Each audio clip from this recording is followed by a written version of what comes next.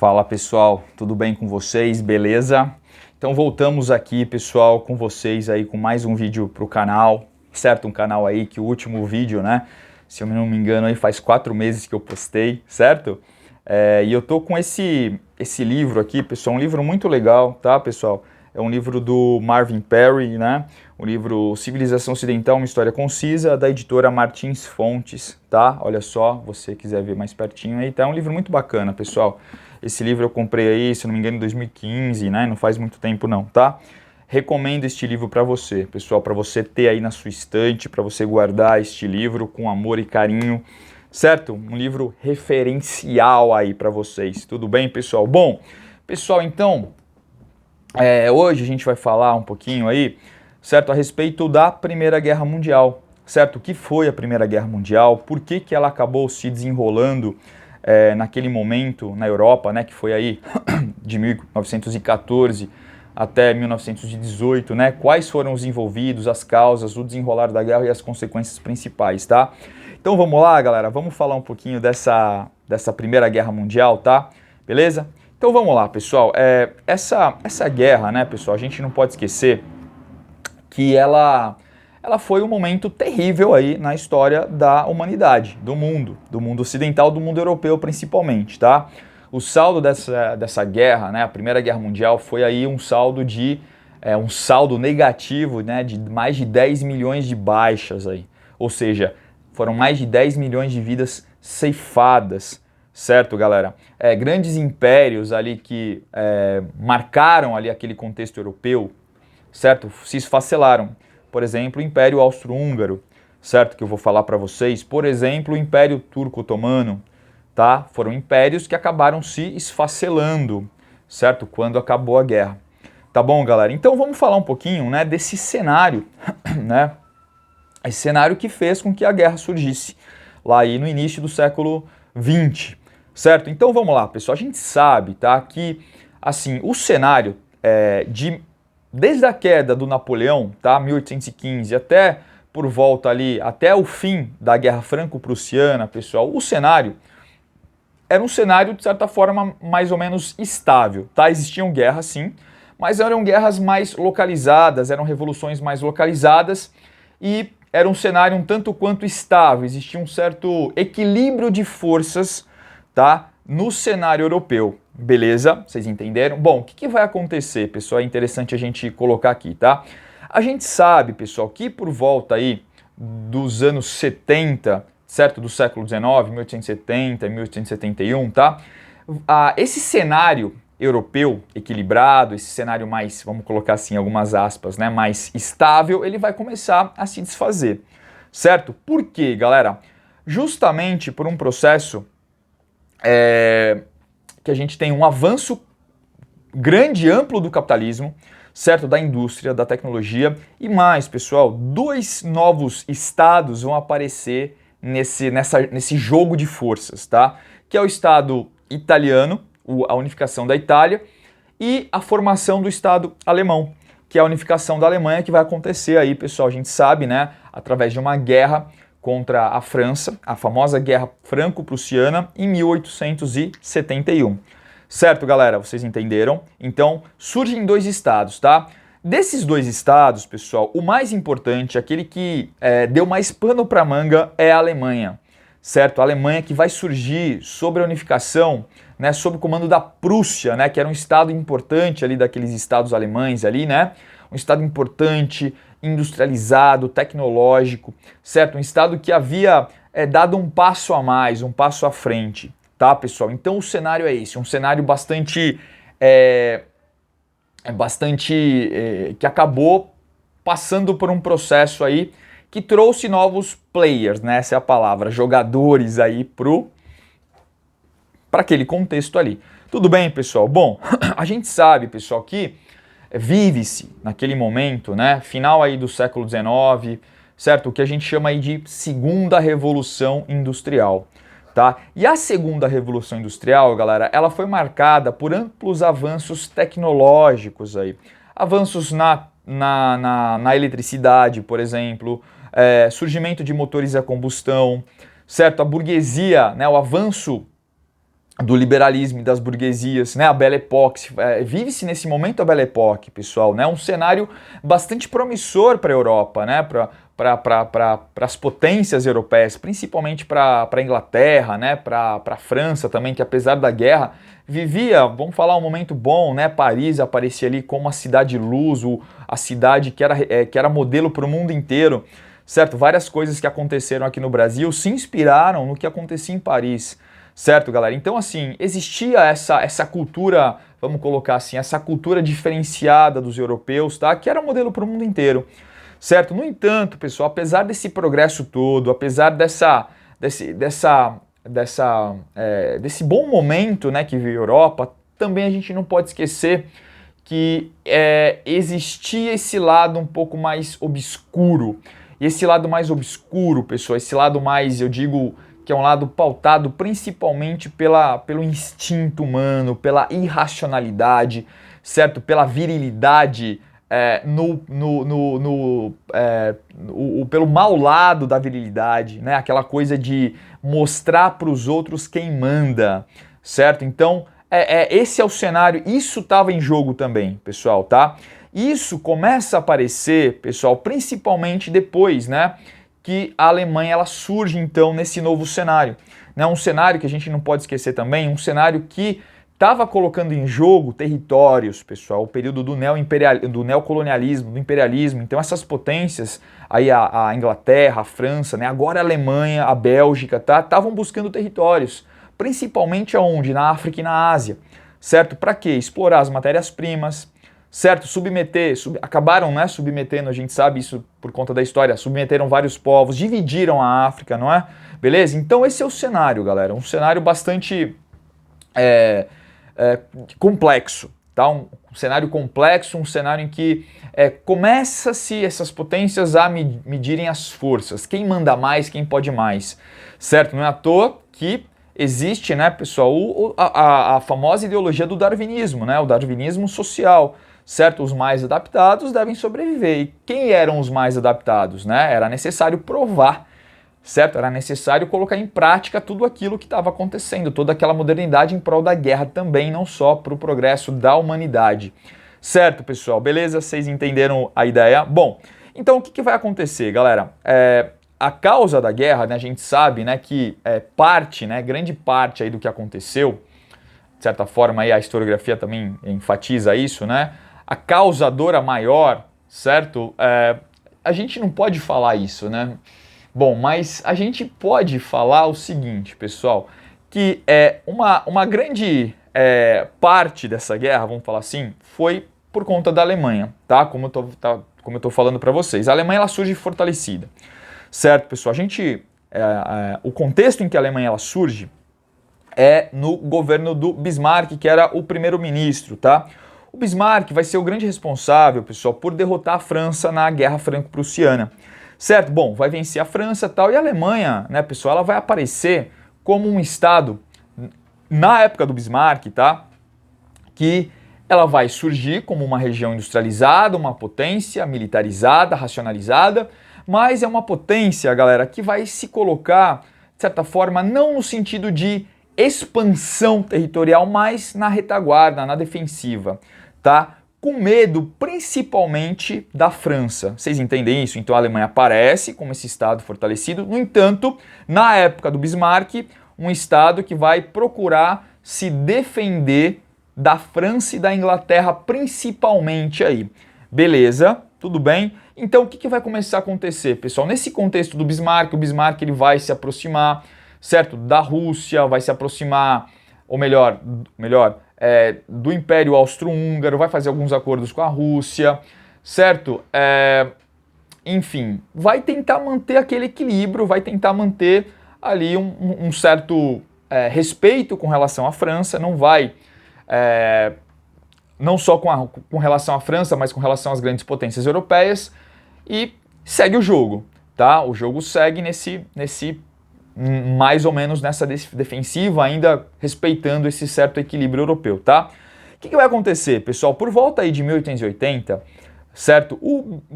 Vai assumir o controle da Alemanha, tá? O Guilherme II, que é o Kaiser Guilherme II. O Kaiser, galera, o Guilherme II, ele diverge totalmente da postura do Bismarck. Enquanto o Bismarck é mais moderado, certo?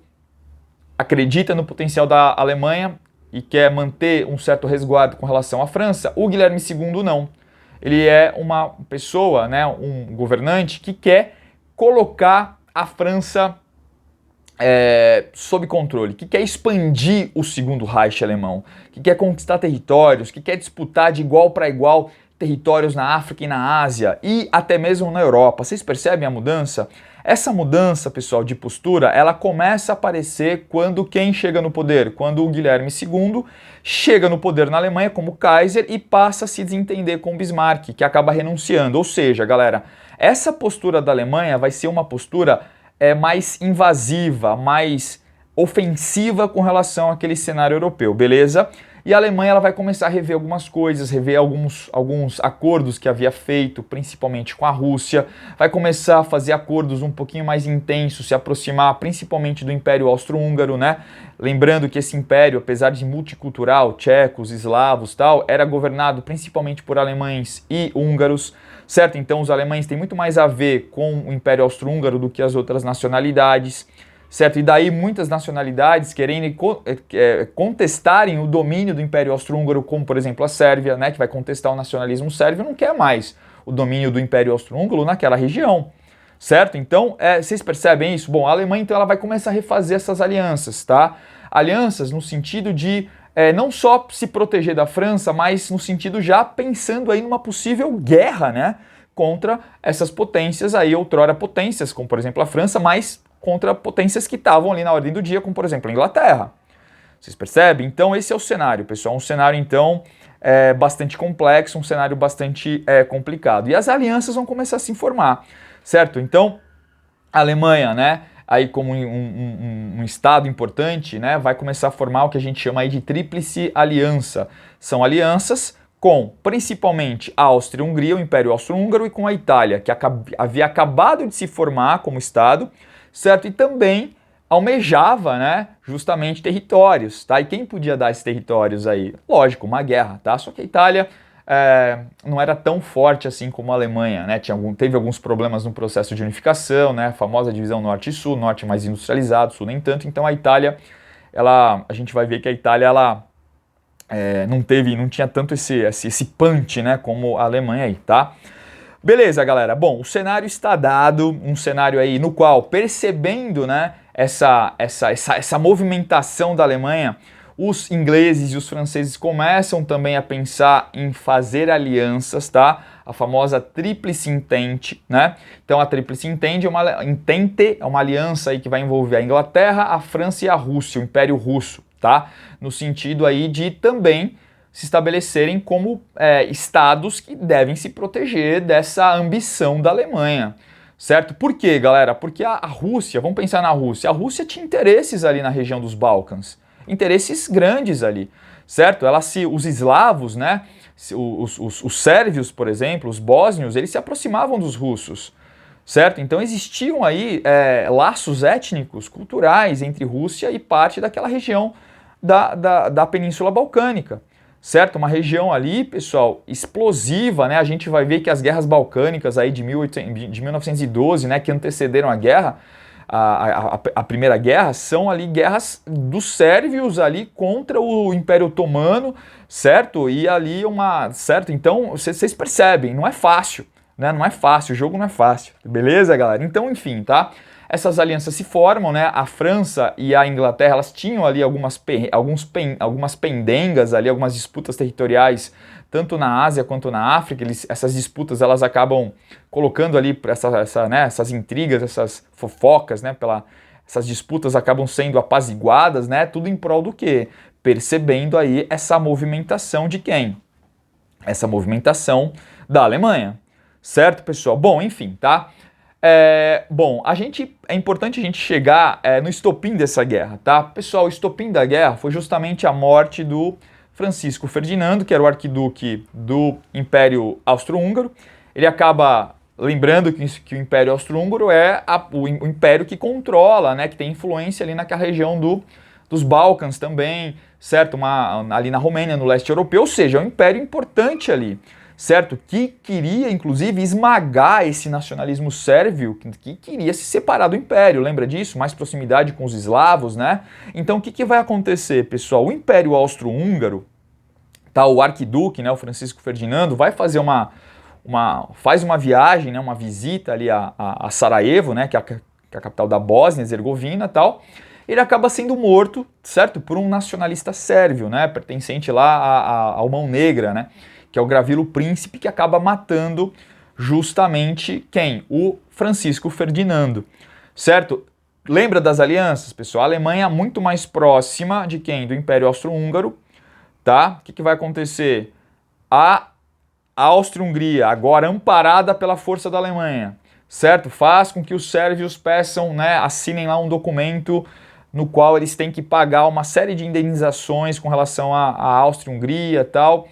E a Áustria-Hungria, né, por exemplo, eles teriam que permitir que os austro-húngaros, né, checassem lá o serviço de segurança deles, adentrassem o território e tudo mais. Ou seja, a soberania do Estado, da Sérvia, estava totalmente no chão, certo? Por conta dessa investida agora do Império Austro-Húngaro ali, tá? O que aconteceu?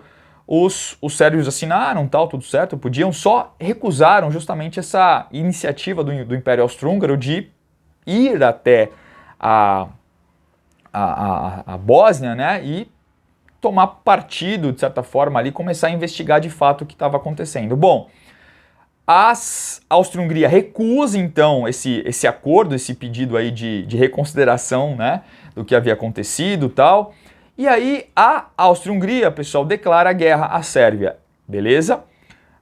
Imediatamente, declarando guerra à Sérvia, a Rússia declara guerra à Áustria-Hungria, certo? Justamente por conta desses laços, né, galera, entre os eslavos, aí, entre a Sérvia e a Rússia, tá? Como a Áustria-Hungria estava ligada à Alemanha, a Alemanha entra na guerra. Contra quem? Contra a Sérvia e contra os russos, beleza? Bom, enfim, a guerra começou, certo? 28 de julho de 1914, galera, a guerra começou pegada, a guerra começa ali nos Balcãs, na região, certo? O estopim eu já comentei com vocês, tá?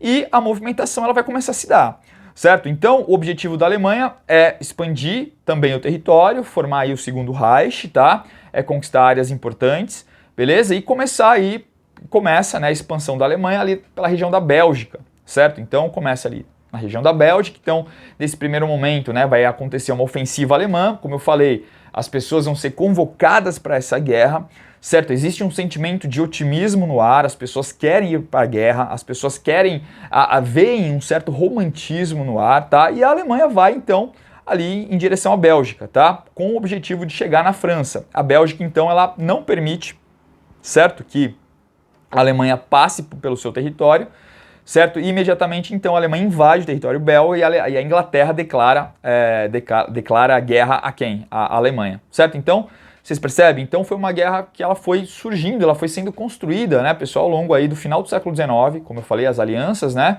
E o estopim que foi a morte aí do Francisco Ferdinando, né, o arquiduque do Império Austro-Húngaro. Beleza? Então é uma guerra, uma queda de dominós, né? As pedras vão caindo, né? Uma guerra que vai desencadeando aí um efeito cascata, né? Vocês perceberam, tá? A Inglaterra, então, ela entra na guerra. Beleza? Bom, a Itália, pessoal, num primeiro momento, como eu falei para vocês, ela acaba ficando do lado da Áustria-Hungria e da Alemanha, certo? Do Império Turco-Otomano, tá? Só que depois, ali, fazendo um acordo com a Inglaterra promete alguns territórios para a Itália na África, e a Itália acaba mudando de lado, a Itália acaba passando para o lado aí da Inglaterra e da França, tá? Então, percebe? Então, essa guerra, pessoal, ela aconteceu desse jeito, tá? Então, as causas, já falei, o desenrolar como se foi, tá? Bom, num primeiro momento, então, existia essa efusividade, essa necessidade de virilidade, né? De colocar ali todo esse impulso, né, essa irracionalidade, essa força, né, mais força do que propriamente razão, tá ali no contexto, beleza? Então, foi uma guerra então que, né, vários trens começaram a sair das capitais e iam em direção ao fronte de batalha, certo, galera? E foi uma guerra então, que a gente fala aí, uma guerra, houve algumas batalhas importantes, né, Batalha do Somme, Batalha do Marne, tá? E essa guerra, pessoal, ela se destacou aí depois desse momento de efusão aí, enquanto E detalhe, pessoal, é uma guerra assim, os europeus, galera, o que a gente tem que lembrar, né? Os europeus, eles estavam acostumados com aquelas guerras do século XIX, certo? Porque acontecia no século XIX, eram guerras com espada, certo? Era uma guerra de cavalheiro, nem arma tinha direito, era espada, certo? Era ali, os uniformes, não eram uniformes, como eu vou dizer, aqueles uniformes, como a gente fala hoje, galera, malhados, aqueles uniformes, sabe, para você se escamotear no meio da floresta. Eu esqueci o nome desses uniformes, caramba, eu não lembro, mas já eu vou lembrar. Certo? Então, era uma guerra no qual, galera, muitos adversários usavam roupas chamativas, né? Camuflado, não era uniforme camuflado, não era uniforme, não era, galera, não era aquela roupa típica do exército, sabe, que a gente vê hoje, certo? Não eram uniformes muito chamativos, vermelhos, amarelos, azuis, entendeu? Isso, inclusive, facilitava, né, o abate ali, tanto de um lado quanto do outro. Então, pessoal, essa guerra romantizada, essa guerra até mesmo com espada, né? Tinha espada no campo de batalha. Ela foi aos poucos, né, com o desenrolar dessa guerra, pessoal, perdendo essa romantização. Porque milhares e milhares de pessoas iam pro front e se atacavam ali e tal, e, era todo mundo indo, um lutando com o outro, tal, era espadada, tal, tiro pra lá, tiro pra cá, escopeta, carabina, certo? Então, a metralhadora, né, passou a ser usada, essas armas de fogo um pouco mais velozes, mais potentes e tal, e a matança começou a acontecer, galera. A matança começou a se dar, certo? E aí as pessoas começam a perceber que aquele cenário europeu era um cenário muito ruim.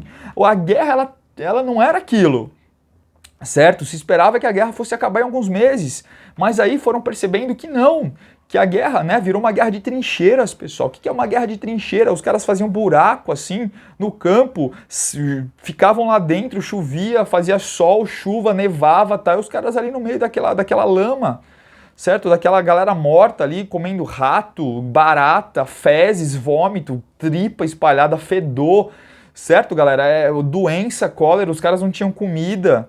Então imagina o cenário, galera, certo? A matança, ela foi intensa, o morticínio foi grande, beleza? Então, um momento trágico para os europeus. Os europeus começaram a se, chega, não dá mais. Certo? E as batalhas aconteciam, os generais não, vamos para a batalha, vamos para frente de batalha, vamos lá, vamos fazer, vamos acontecer, vamos ganhar. Certo? Então, o famoso gás mostarda, né, pessoal, acabou sendo desenvolvido, que era um elemento químico que as pessoas cheiravam e derretia a pessoa por dentro, olha que horroroso. Certo? A metralhadora, o avião passou a ser usado. O avião é muito interessante, galera, porque o piloto do avião, ele mesmo pilotava e atirava, olha que loucura. Certo? Então não tinha divisão de trabalho nessa guerra. Certo? Então, assim, morticínio, uma matança ao extremo, galera, tá? Então, tinha aquela terra de ninguém, né, que se falava, região de trincheiras, certo? Terra de ninguém, muita poeira, muito ar, você não podia levantar a cabeça que você já podia ser alvejado, certo? Os cachorros eram enviados cheio de bomba, tal, estourava o cachorro. Putz, caramba, foi uma loucura, um pesadelo para os europeus isso aí, certo? Então, assim, essa guerra de trincheiras, galera, era uma guerra que poucos metros se avançava em cada batalha. Beleza? Então, assim, a guerra foi se tornando uma coisa muito cansativa, uma coisa muito... a juventude da época europeia, ela foi toda ela, a maior parte da juventude foi ceifada nessa guerra, certo? Então, vocês estão percebendo aí o teor de como funcionava aí, como funcionou essa guerra horrorosa, essa guerra terrível, né, que marcou ali o contexto europeu, tá? E aí que tá, né, pessoal? Era uma guerra que não tinha fim para acabar, era uma guerra que estava lá se postergando e não tinha fim, certo? Beleza? Então a Rússia, né? A Alemanha acabou invadindo a Rússia, tentou invadir a Rússia, ou melhor, tentou, né, invadir a Rússia, pegou parte do território russo ali na Polônia, certo? Então a Rússia, ela acabou saindo da guerra, assinou um tratado, um acordo com a Alemanha. A Alemanha anexou alguns territórios russos, tá? E a Rússia acaba saindo da guerra porque a situação estava tão impossível para os russos. Detalhe, né, galera? Os russos viviam uma revolução interna, uma guerra civil interna, né? A famosa Revolução Russa lá, né? Que havia começado em 1905 e em 1917, fevereiro e outubro, haviam ganhado por proporções assim grandiosas, né? Então, uma guerra civil, imagina, soldados russos na guerra e ao mesmo tempo tendo que enfrentar questões internas do seu território, uma loucura. Então, a Rússia em 1917 acaba saindo da guerra, certo? Então, você vai falar, pô, então isso estava muito bom, um cenário muito bom para a Alemanha, tal. A Alemanha, beleza, vamos falar que beleza, tava. É um cenário até mais pendendo um pouco mais para a Alemanha. Só que o que vai acontecer, pessoal? A grande sacada, né? Você não pode esquecer, tá? A grande sacada é justamente a entrada, né, dos Estados Unidos da América nessa guerra, certo? Então os Estados Unidos da América acabam entrando na guerra, na Primeira Guerra Mundial, eles vão entrar, justamente, pessoal, por quê? Tá? Os Estados Unidos eram os principais fornecedores de armas e alimentos, né?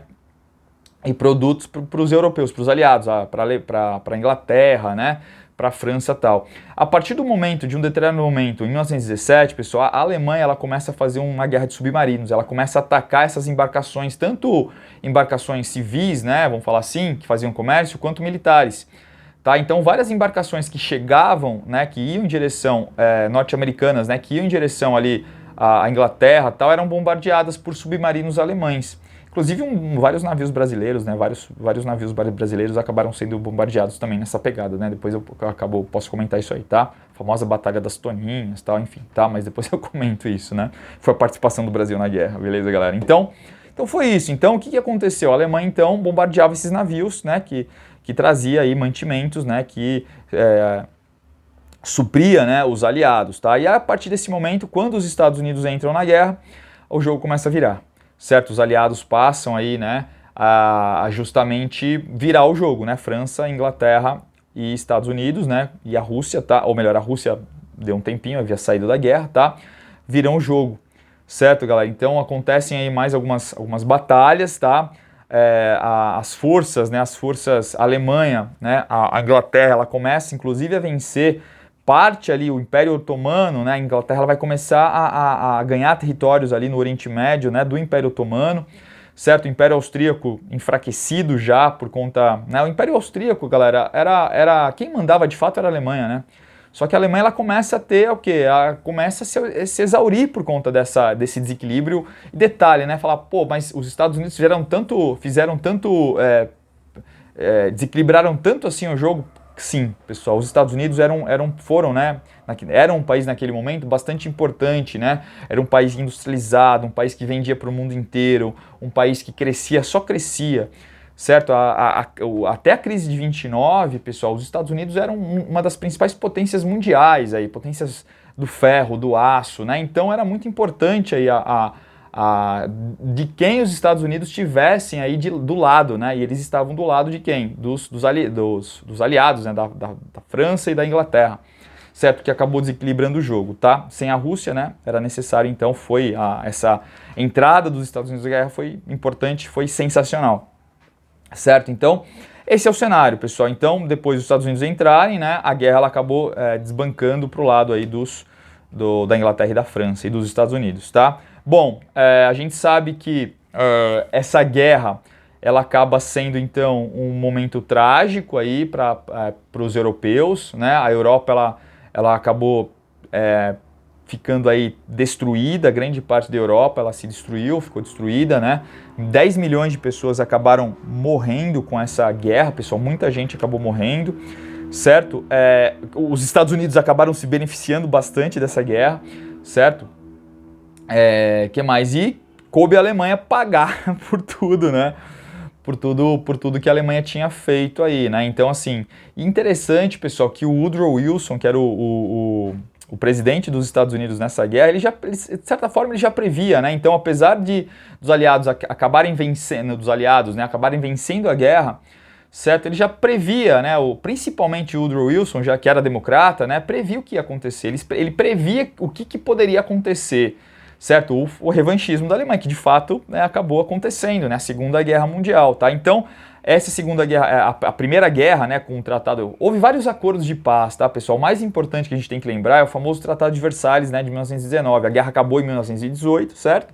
E na sequência, então, surgem aí uma série de tratados, tá? O mais importante deles é o Tratado, né, de Versalhes, assinado em Versalhes, no qual a Alemanha ela acaba se submetendo a todas as cláusulas do tratado, tá? Então a Alemanha, quem sai mal na fita é justamente a Alemanha, certo? A Alemanha que tem que pagar a indenização para a França, para a Inglaterra, a Alemanha que não pode ter exército, a Alemanha que não pode ter tanque, certo? A Alemanha que perdeu, lembrando, galera, a Alemanha perdeu a região da Alsácia-Lorena, lembra que tinha ganhado lá a Guerra Franco-Prussiana? Pois é, voltou para a França, a região da Alsácia-Lorena, inclusive isso aí vai ser um motivo, né, lá do revanchismo alemão, certo? Então a Alemanha ela acabou sendo, vamos falar assim, humilhada nesse processo todo aí no finalzinho da guerra, certo? Então quem se saiu prejudicado em tudo isso aí foi mais a Alemanha, tá?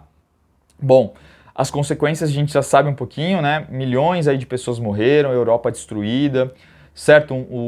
Os estados, né? A Alemanha perdeu território, né? Para a Polônia, perdeu território, enfim, para a Rússia, tá? Então a Alemanha perdeu colônia, certo? Na África. A Alemanha foi humilhada, pessoal. Na verdade, a verdade foi essa, tá? Os estados, né? O Império Austro-Húngaro ele acabou se desfazendo, certo? Virou República Tcheca, Eslováquia, ali aquela região, Hungria, tá? O Império Turco-Otomano, né, perdeu aí também, acabou se esfacelando, tá? E uma nova reconfiguração se deu geopolítica ali na Europa, né? Novos estados surgiram, certo? E o contexto da guerra foi esse, tá, pessoal? Então, é isso, beleza? Gostaram aí do vídeo, tá? Se vocês gostaram, pessoal, dá aquele joinha, curte aí pra gente fortalecer cada vez mais o canal, pra gente fazer cada vez mais vídeos legais aí pra vocês, tá bom? Muito obrigado aí por vocês assistirem o vídeo inteiro, tá, galera? Curte esse vídeo, beleza? Se inscreve no canal se você não é inscrito, beleza, pessoal? E eu tô com uma novidade, tá, pessoal? Eu tô com um podcast lá. O Rafa Belu agora tá no Spotify, galera, vai lá que tem muitas coisas legais. Esse canal aqui, pessoal, é só de história, tá bom? Mas lá, pessoal, o Rafa Belu no Spotify, vai lá, Rafa Belu, tá? É bem legal, sou eu, tá, pessoal? Na fotinha sou eu, tá bom? Vai lá no Spotify, tá bom? Tem várias matérias, vários livros, pessoal. Eu faço, né, podcast livro lá. Certo, tem vários livros que eu leio lá para vocês, então inclusive esse capítulo, né, o capítulo 18 que fala da Primeira Guerra Mundial, tá todo inteirinho para você lá, lido, tá? Esse livro é maravilhoso, tá, pessoal? Então, vai lá, se você quiser aprofundar um pouquinho aí esses estudos, né, quiser dar uma olhadinha lá em outras coisas, eu pego livros sensacionais, tá, pessoal? Posso depois fazer uma outra live, um outro vídeo mostrando os livros que eu pego, a minha biblioteca, tudo, é bem legal, tá? Então, eu resolvi compartilhar aí com vocês, espero que vocês gostem. Certo? Então faça comentários, se inscreve no canal, beleza, pessoal? Pra gente cada vez mais fortalecer esse canal e fazer aí coisas legais pra vocês, tá bom, pessoal? Muito obrigado, galera, ó, de coração mesmo, tá? Fiquem bem, uma excelente noite, uma excelente tarde pra vocês, sempre falo isso nos podcasts, né? Excelente tarde, excelente dia, beleza? Muito obrigado, pessoal. Vamos fortalecer esse canal, vamos fazer chegar a 1000 pessoas, tá? Beleza? Aí vamos ter visualização, tá bom? Pra gente fazer bem legal pra vocês. Galera, muito obrigado, beleza? Vou desligar aqui, tá bom? Fui, galera. Abraço, tchau, fui!